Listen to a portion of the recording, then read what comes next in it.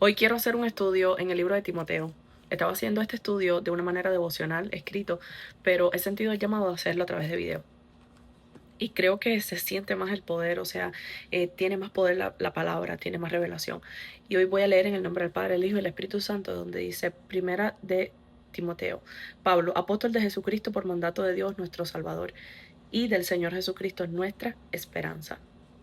A Timoteo, verdadero hijo en la fe. O sea, Pablo le escribe esta carta a Timoteo como su hijo espiritual. Gracia, misericordia y paz de Dios, nuestro Padre, y de Jesucristo, y de Cristo Jesús, nuestro Señor. Este es el saludo inicial de Pablo. Dice, advertencia contra las falsas doctrinas. Y ojo, estamos viviendo en los tiempos finales donde tenemos que tener un filtro a lo que se está viviendo allá afuera, a cada doctrina que se está practicando, a cada religión. Y dice aquí advertencia contra las falsas doctrinas. Como te rogué que te quedases en Éfeso cuando fui a Macedonia, para que mandases a algunos que no enseñen diferentes doctrinas. O sea, Timoteo estaba en Éfeso con el único objetivo de no permitir que falsas doctrinas fueran enseñadas a la iglesia. ¿Y qué son las falsas doctrinas? Vamos a seguir leyendo. Ni presten atención a fábulas y genealogías interminables, o sea, a cuentos, a historias que están completamente vacías, que nunca tienen un fundamento. Y esto me hace pensar en diferentes tipos de religiones. Cuando vamos a las religiones que se están practicando y que estamos viendo hoy en el día a día, yo quiero que ustedes se imaginen o piensen diferentemente, o sea, de lo que estén creyendo. ¿En qué se basan ese tipo de religiones? ¿Dónde están sus bases? ¿En qué basan ellos su conocimiento? Si lo están haciendo a través de fábulas, como que el jinete, el caballo de no sé dónde, la persona que corrió y se escondió y era un rey y luego se convirtió en reina. Vamos a pensar, si todas estas doctrinas, que más o menos son las que, un poco las que he conocido, las que he escuchado, ¿verdad? O por ejemplo, para no entrar en tipos de religiones. Algunas religiones que solamente se centran en ellos mismos, en el poder de ellos mismos, en decir que uno interiormente tiene poder, que tu mente tiene poder para ser transformado, y todo se centra en el yoicismo, ¿verdad? Pero no creen en ningún tipo de Dios, o sea, no creen en ninguna ayuda extra, no creen en ninguna ayuda que venga de afuera, sino que en sus propias fuerzas tienen el poder para hacer todas estas cosas, ¿verdad?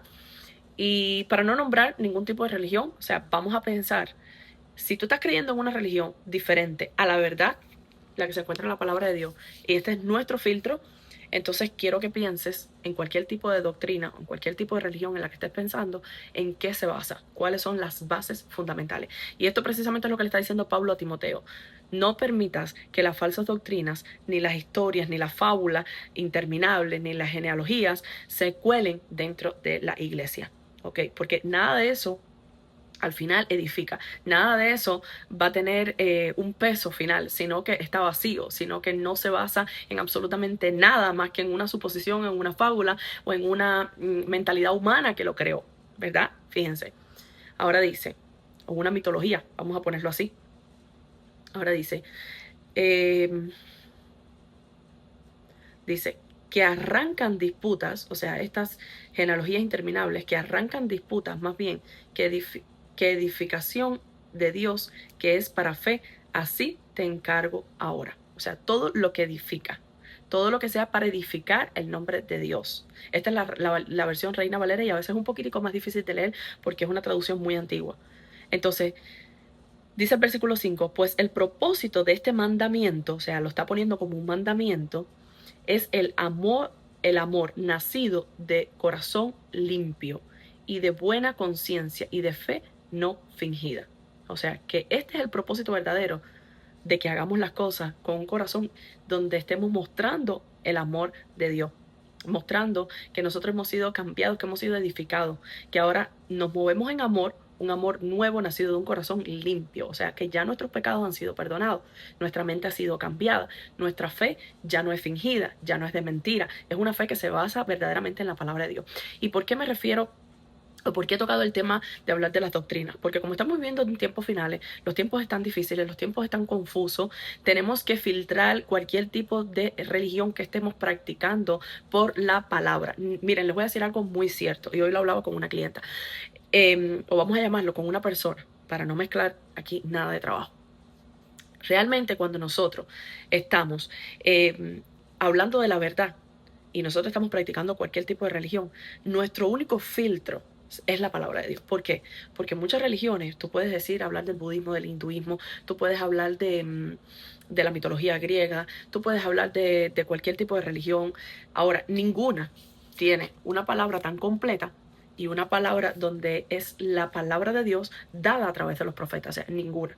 Ahora, si usted va a practicar una religión, ¿qué te aconsejo? Que vayas a la palabra de Dios, que lo uses como un filtro y que este sea tu colador para saber en lo que tú estás creyendo, para saber cómo tú te dejas cambiar tu mente, cómo tú te dejas renovar tu mente y en qué tú estás depositando tu fe.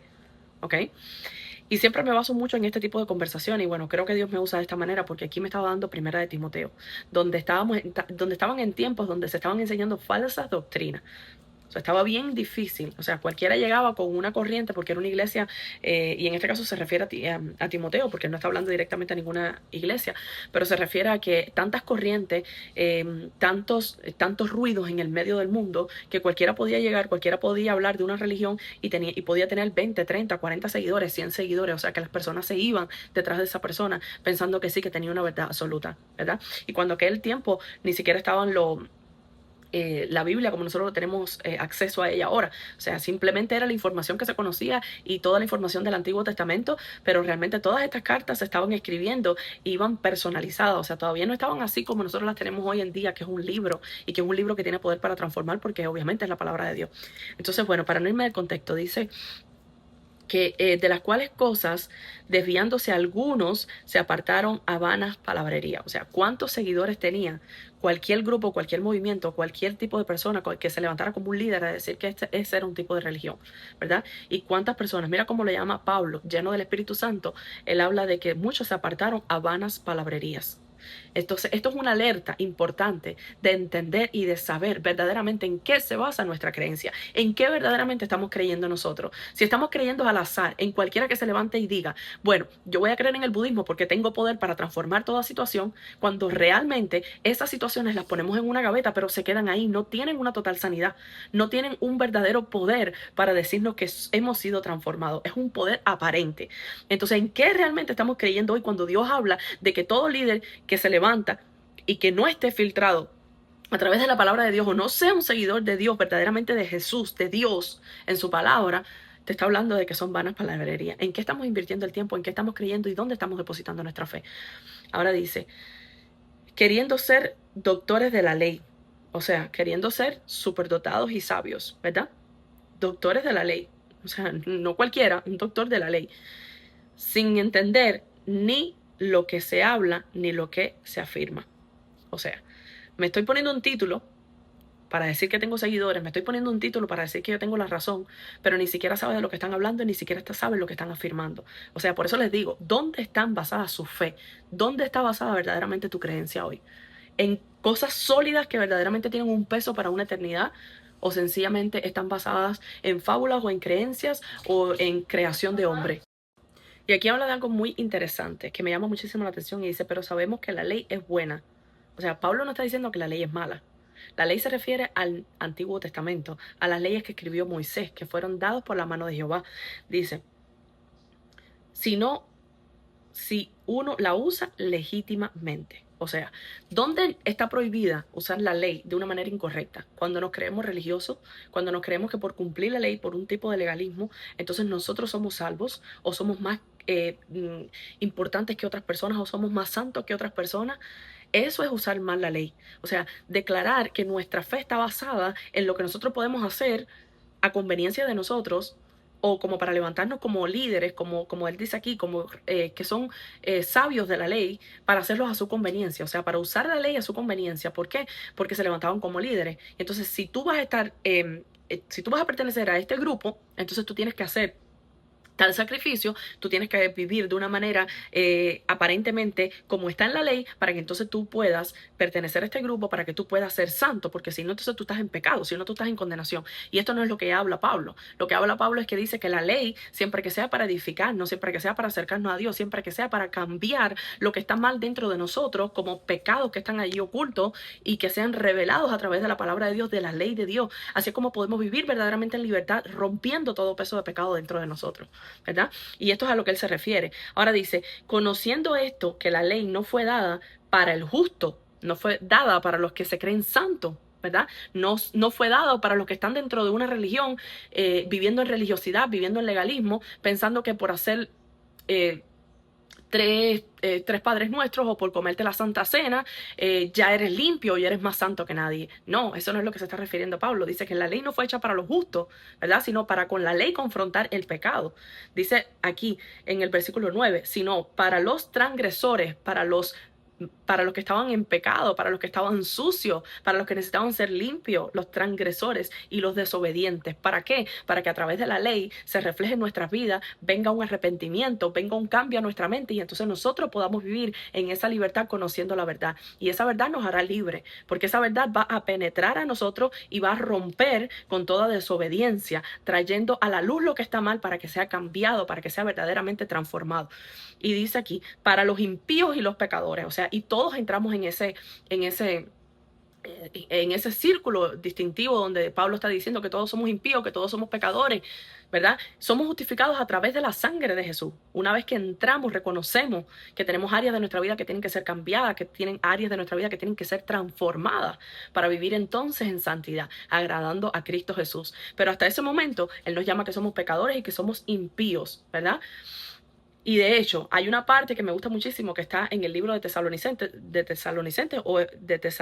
no, perdón, está aquí mismo en Timoteo, donde él habla de que cómo él antes era blasfemo. Y eso lo voy a ver después, cómo él antes era blasfemo y cómo él lo hacía por ignorancia. ¿Por qué? Porque no tenía el conocimiento de la ley, no tenía el conocimiento de la palabra de Dios, de una manera verdaderamente que edificara su vida, que cambiara y transformara su vida.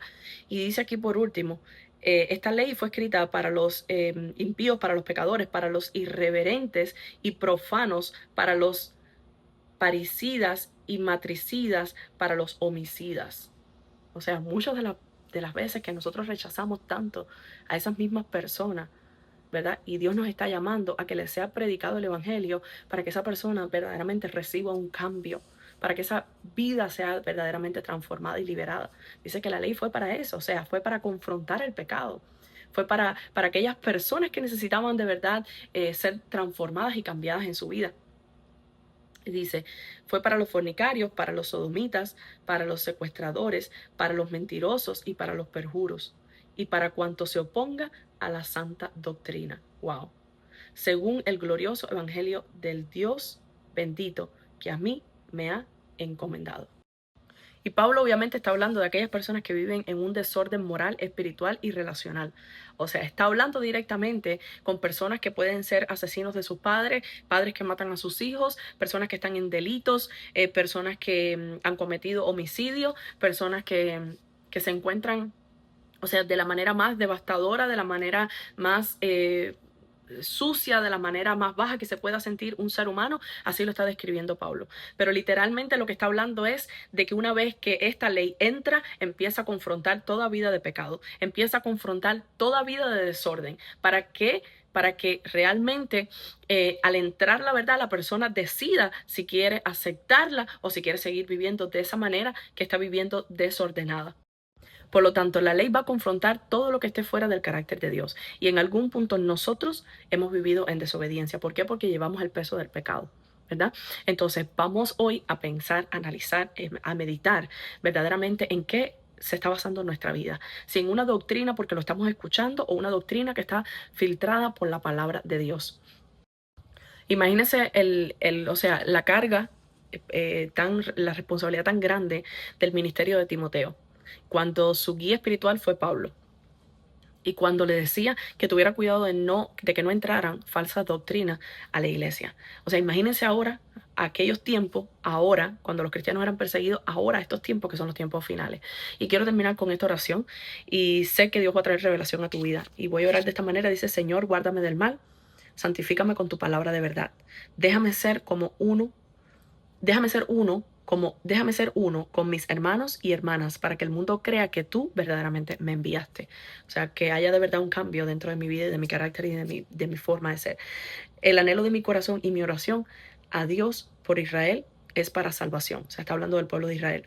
Tenme por digno de tu llamamiento. Y realmente, ¿por qué ora por el pueblo de Israel? Porque sin el pueblo de Israel, nosotros hoy no estaríamos donde estamos. O sea, nosotros somos salvos por gracia. Sencillamente porque Dios le plació en su corazón escoger a Israel como su pueblo, como su nación santa. Y nosotros los gentiles fuimos tocados por esa gracia, que es un regalo divino de parte de Dios. Dice ahora, Israel, tenme por digno de tu llamamiento y cumple todo propósito de bondad y toda obra de fe con tu poder. Que tu palabra corra libremente en tu vida y en la mía. Dame el espíritu de sabiduría y revelación en el conocimiento de Jesús. Y esto es lo que pido para tu vida, que te toque el espíritu de sabiduría y que te toque el espíritu de revelación de parte de Dios. Alumbra los ojos de mi entendimiento, al igual que de los tuyos, para que sepa cuál es la esperanza de mi llamado y cuál es la riqueza de la gloria de su herencia en los santos y cuál la excelente grandeza de su poder para con nosotros los que creemos. Que la paz del Señor sea contigo, te toque de una manera muy especial y que este tiempo te sirva para crecer y para saber que tus bases en tu creencia, en tu fe, para que sea de buen provecho cuando lleguemos a una eternidad y no hayas perdido el tiempo en esta tierra y hayas entendido cuál es verdaderamente tu propósito, sea basado en la palabra de Dios, que es la que enriquece, es la que nos da vida y es la que cambia todo lo que dentro de nosotros debe ser cambiado. Te bendigo.